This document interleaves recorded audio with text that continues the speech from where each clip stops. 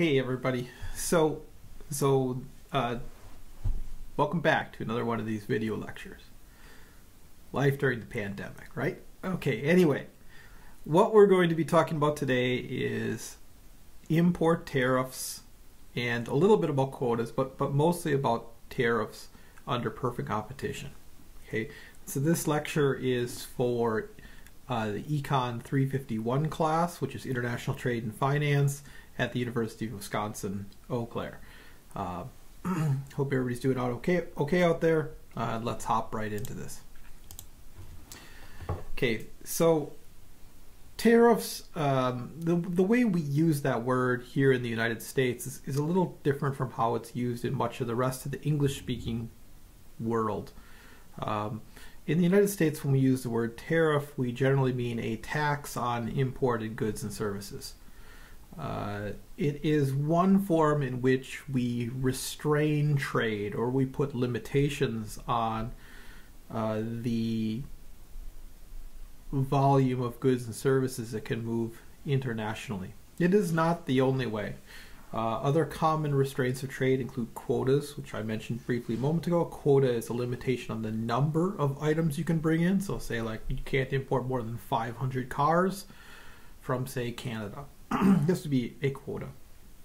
There are also what are referred to as voluntary export restraints, or VERs for short, that where a nation might choose to limit the number of things that it will export to another nation. The most famous sort of textbook example here is the VERs that Japan agreed to put upon export of automobiles to the United States back in the 1980s. But there are a host of limitations that nations have put on trade over the years. In fact, if we go back a couple hundred years in history, generally speaking, limitations on trade were much more severe than they are today. Until almost the Civil War in the United States. So that's a period of time from 1776, sort of the beginnings of the United States as we think of it today, through the 1860s. Certainly, at least through the 1830s, tariffs were the primary form of revenue for the U.S. federal government. So, they're just almost inconsequential share today. Okay, so what we've seen during the period from roughly the end of World War II through just the last couple years has been a pretty significant lessening of restraints of trade. Generally speaking, tariffs have come down, not just in the United States, but around the developed and even the developing world. This was quite a long process, involved a lot of negotiation. We'll talk about a little bit more in the next couple slides. But was sort of seen as the future, right? We kind of all thought that, the future was a free trade world until really just the last couple of years. So really just since about 2017, this trend has been somewhat reversing itself. Certainly that reversal has gotten a lot of press.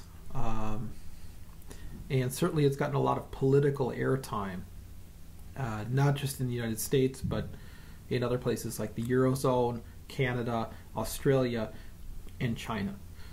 So all these countries have sort of had experienced sort of populist governments to more or less of extent that have put additional limitations on trade. Okay. This, of course, is somewhat concerning for economists because the last time we saw one of these reversals, as it says in the slide over there, was in the years leading up to World War II. The period of time between World War I and World War II was actually a big ramp up of limitations on trade. Spike we see right here in the data. All right.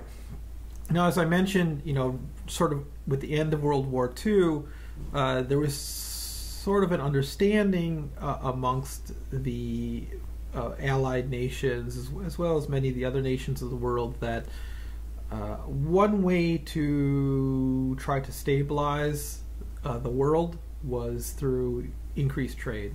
Thinking being that if nations are economically interdependent, then they'll be less likely to start conflicts with each other, to start wars with each other.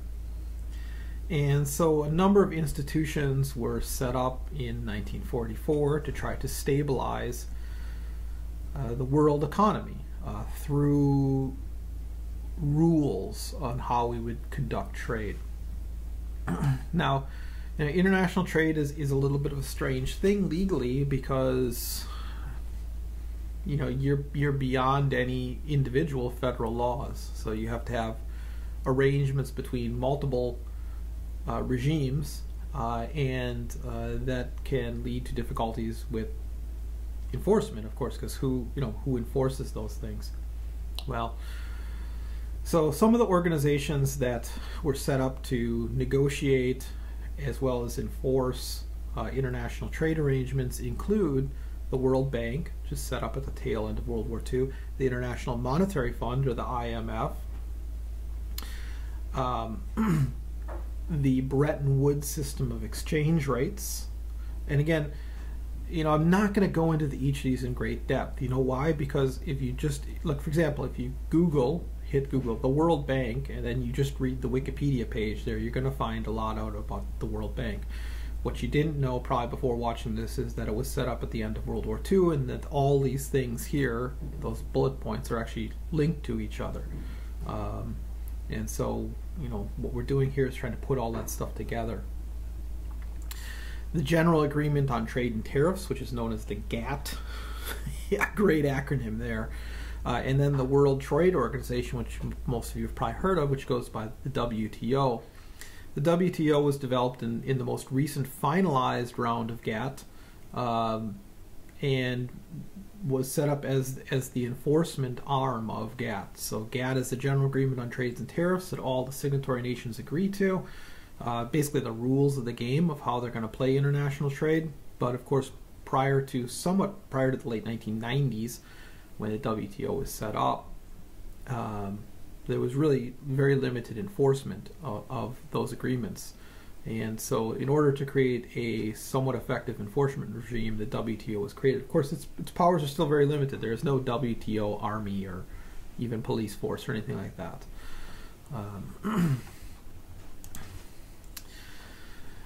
So, when we look at the 20th century and really the spread of international trade as well as the construction of international institutions, we don't think of the 20th century as being a stable period in history, but in fact, particularly the post-war, post-1940s is quite a stable period in world history in terms of generally rising standards of living, general reduction in conflict.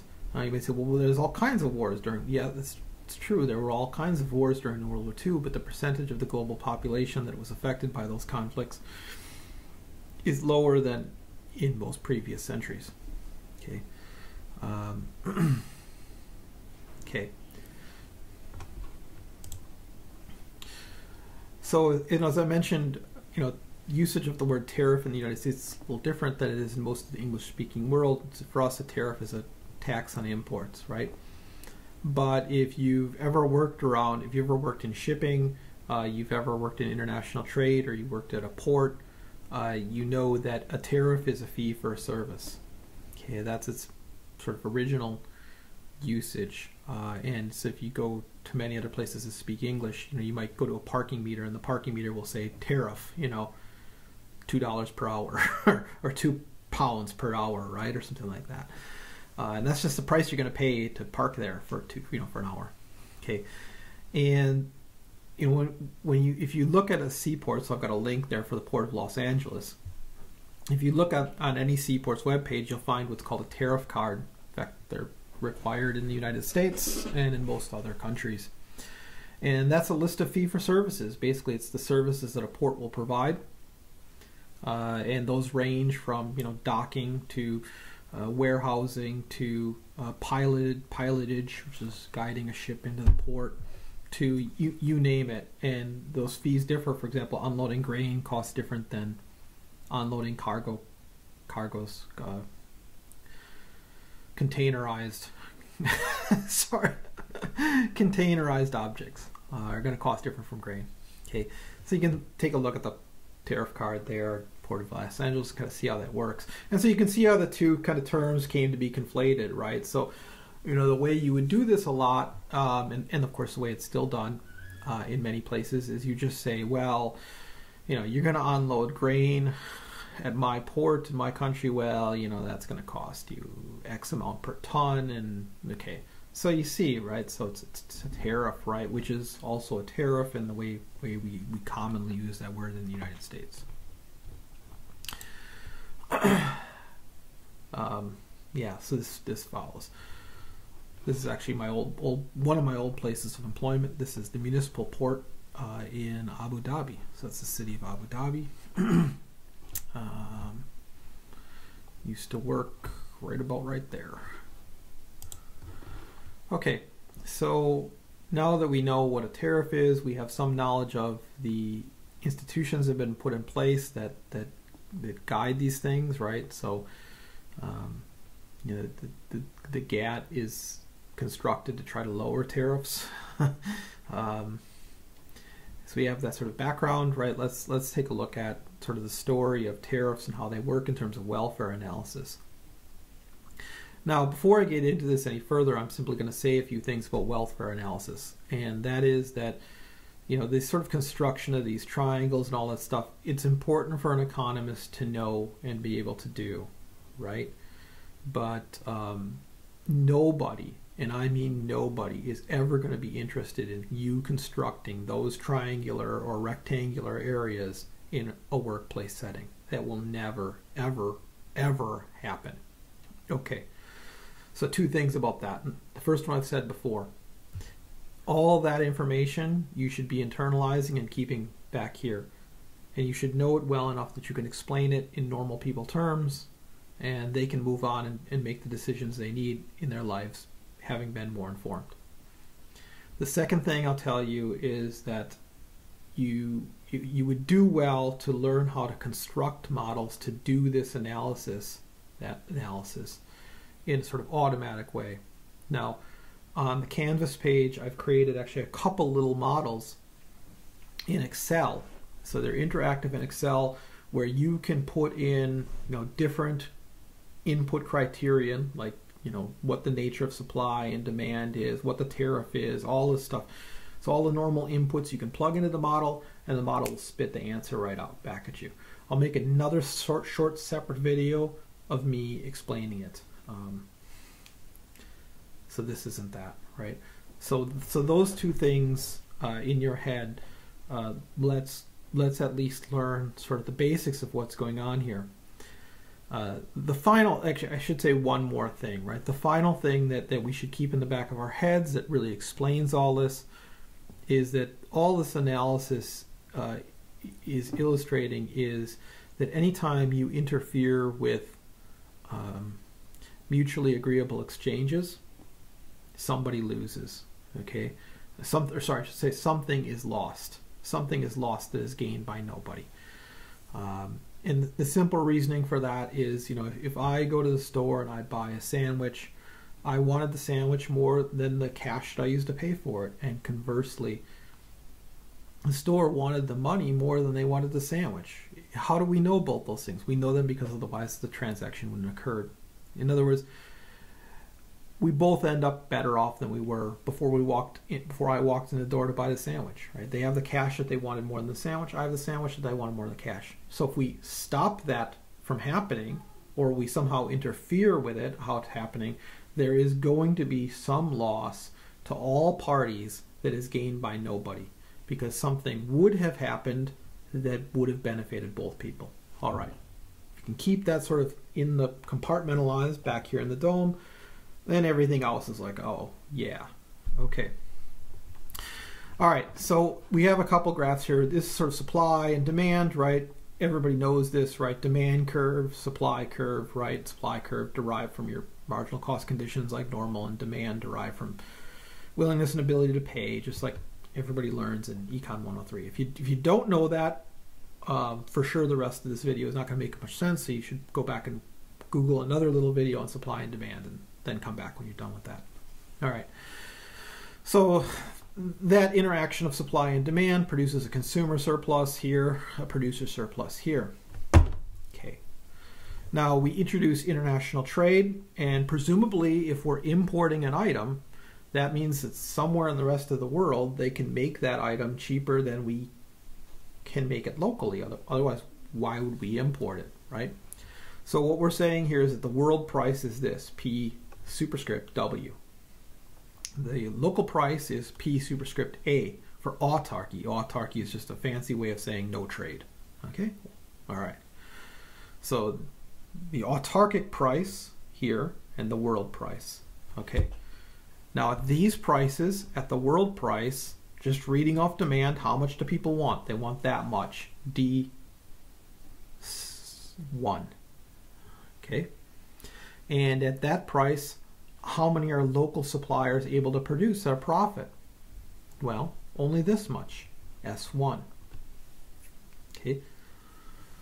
So as a consequence of international trade, consumer surplus ends up increasing to the sum of these three areas, A, B, and D. Okay.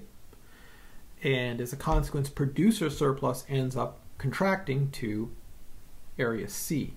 Okay, so that's all and well and good, right? Now here's a sort of, so you remember those triangles and all that, right? But no non-economist cares about those triangles. Here's what they care about. And here's what those triangles tell you in normal people speak. They say, yeah, when we import stuff, you know what, we get it cheaper, so consumers are stoked. They're happier, they're better off than they would be otherwise. They have to spend less of their hard-earned money on the things they need. Local producers, not so pleased, because those imports are cutting into their profits, causing them to cut back in production. See, not so complicated. That's all that shows you. But again, as an economist, you need to have all those sort of metrics in your head, because somebody might actually ask you to figure out, well, how much does each gain and lose in numbers? Okay, we can do that. In fact, that's what the Excel model does.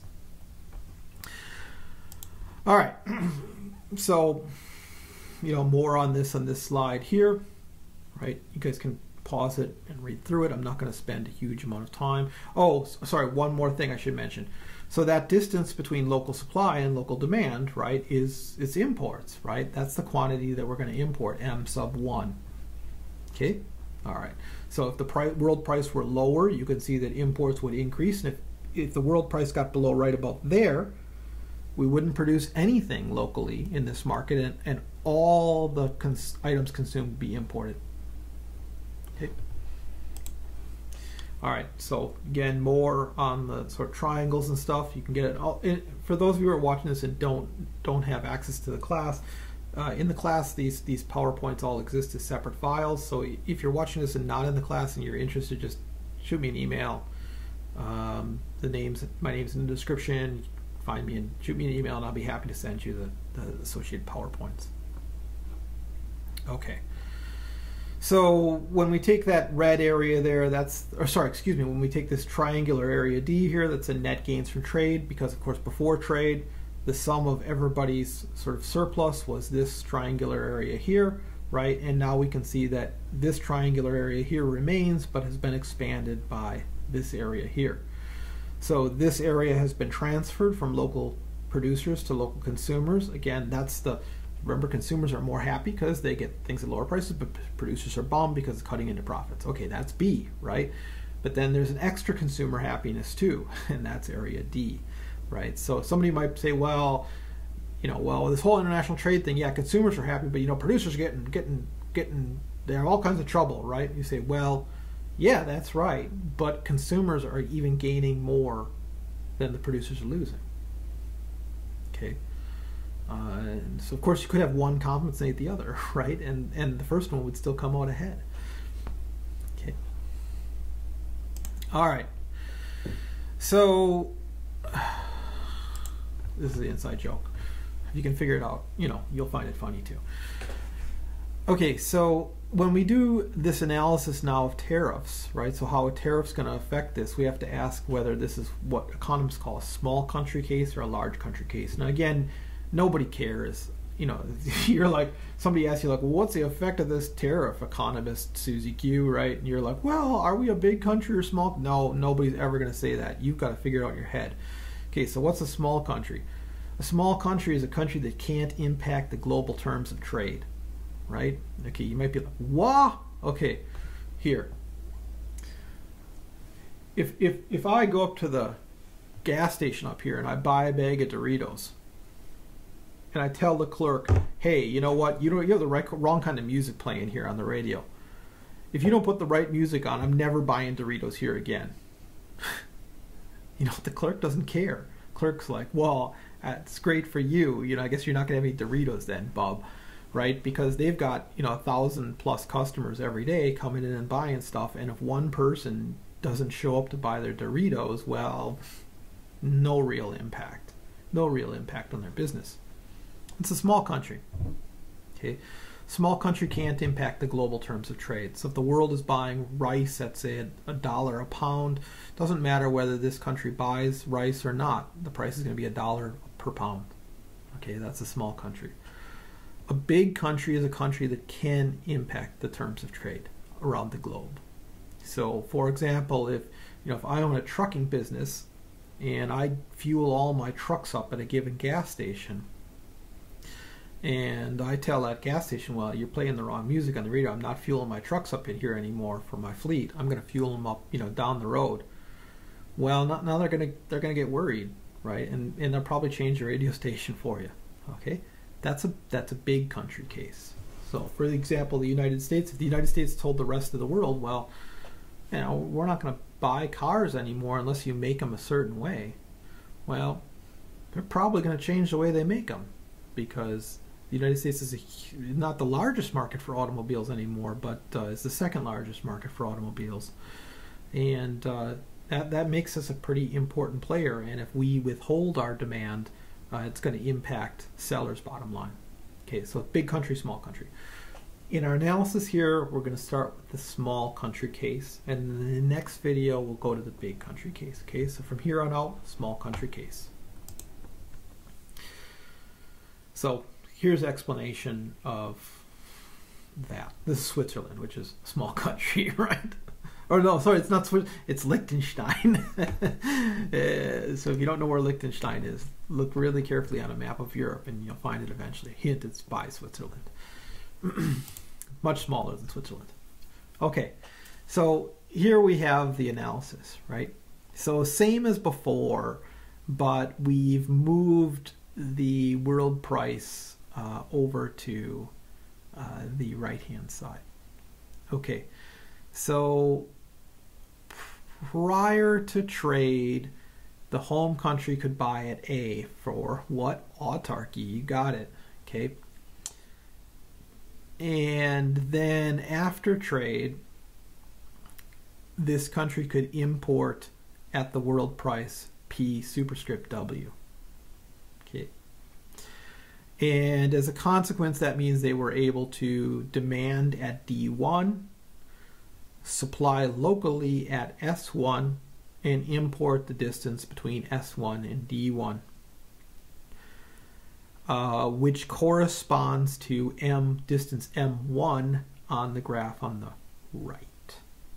Okay, you'll notice that the intercept of the import demand function in the graph on the right corresponds to the price of A on the graph on the left, because at any price above A, how much will the home country import? You got it, 0.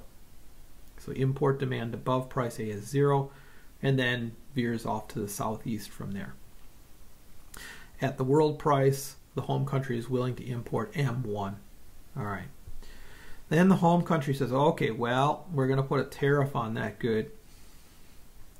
And the price is raised up in the home country alone. Remember, the home country can only tax within its own area, right? So if the United States puts a tariff on steel, it doesn't affect the price of steel in China. It only affects the price of steel in the United States. So they put that tariff on, and now the price in the home country becomes X plus T. Okay, T being the amount of the tariff.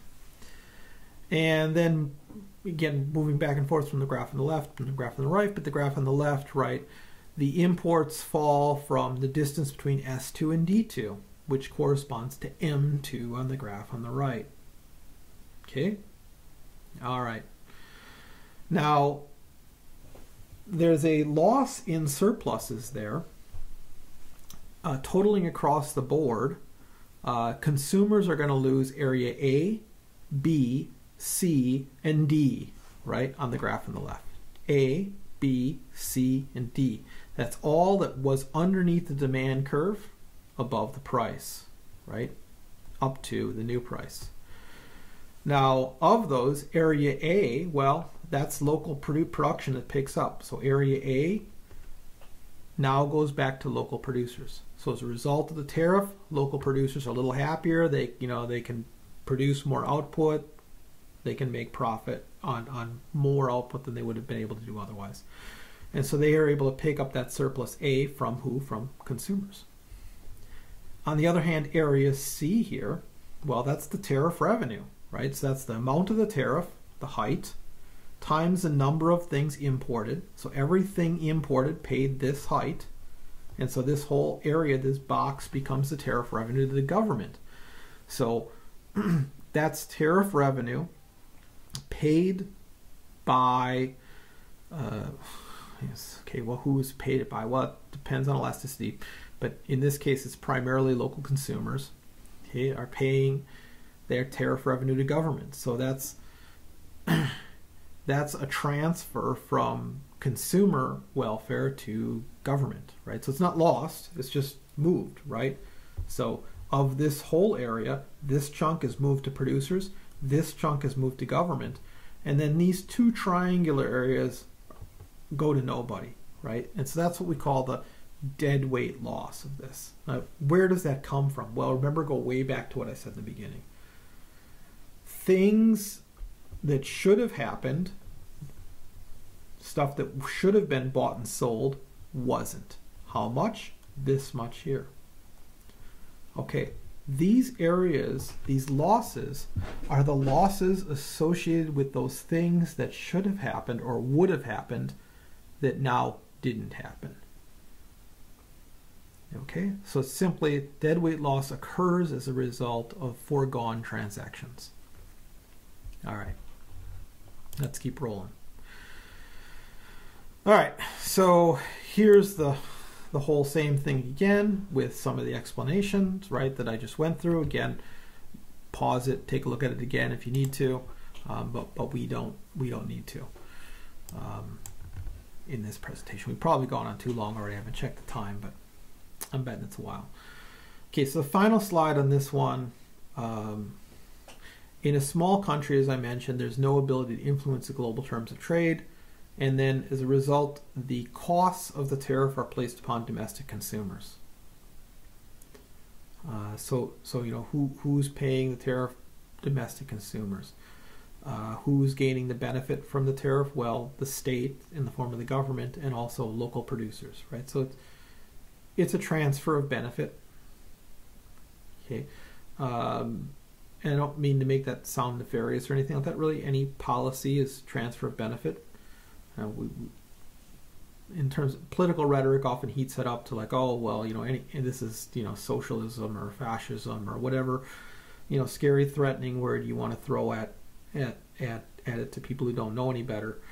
But at any time you interfere, right, in any of these things, any of these policies are redistributive.